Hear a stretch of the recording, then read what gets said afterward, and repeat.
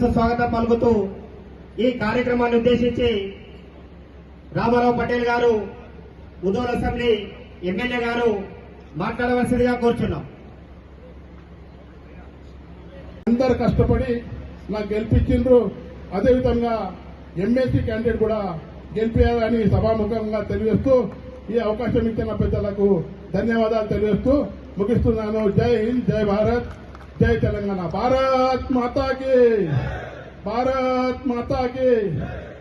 వాళ్ళ ద్వారా అన్ని గ్రామాలలో పాఠశాలలు ప్రారంభించి ప్రతి ఇంటింటికి వెళ్లి తల్లిదండ్రులను ఒప్పించి మెప్పించి పిల్లలందరినీ స్కూల్కి తీసుకొచ్చి వాళ్ళకు అక్షర జ్ఞానం నేర్పించి అక్కడ ప్రభుత్వం అంటే ఏంటి, మన స్వాతంత్రం అంటే ఏంటి, అన్ని విషయాలు కూడా ఆయా గ్రామాలలో ప్రజలకు చైతన్యం చేసి హక్కులేంటి, ప్రజాస్వామ్యం ఏంటి ఇవన్నీ కూడా తెలియజేయాల్సినటువంటి బాధ్యత ఆ రోజు టీచర్లకు ఇవ్వడం జరిగింది.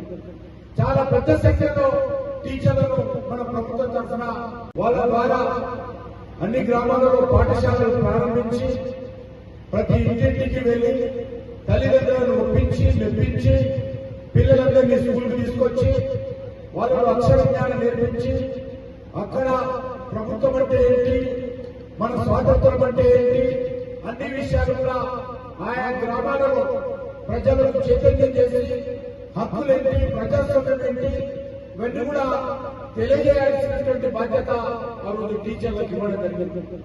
చాలా పెద్ద సంఖ్యలో టీచర్లను మన ప్రభుత్వం తరఫున చట్టం అంటే ఏంటి, సమాజం అంటే ఏంటి, గ్రామీణ ప్రాంతాల్లో ప్రజలను చైతన్యం చేసి వాళ్ళకు దిశా నిర్దేశం చేయాల్సింది పట్టభద్రులు అని చెప్పి వాళ్ళకు కూడా ఓటు హక్కు కల్పించారు. వాళ్ళ ద్వారా ఈరోజు ఈ ప్రభుత్వము ఏదైనా మరి అన్యాయం చేస్తే, ప్రజలకు హామీలు ఇచ్చినటువంటి హామీలు అమలు చేయకపోతే, ఆ రకంగా గ్రామీణ ప్రాంతాల్లో సమస్యలుంటే వాళ్ళన్నింటినీ కూడా శాసన మండలిలో లేవెత్తాల్సినటువంటి బాధ్యత పట్టభద్రుల నుంచి గెలిచిన